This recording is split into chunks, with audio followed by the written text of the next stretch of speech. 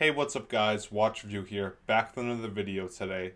Today in this video, I'm going to show you guys how to change the date, time, and how to use the chronograph function on a Victorinox watch. But before we begin, I just want to let you know that I have two more videos on this watch, an unboxing video and a review. So if you guys want to go check those out, I will put links in the description down below.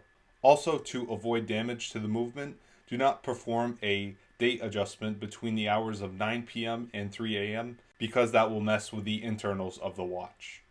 Now this watch has a two-stage crown. The first stage will adjust the date.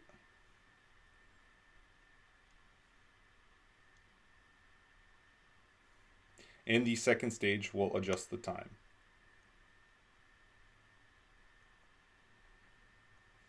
Now to operate the chronograph, you're just going to want to press the top button in to start it.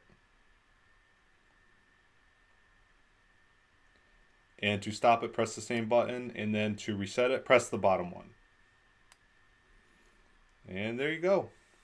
Hopefully you guys enjoyed the video. If you did, be sure to like and subscribe. And also remember, I do have those two other videos down below, so be sure to check those out.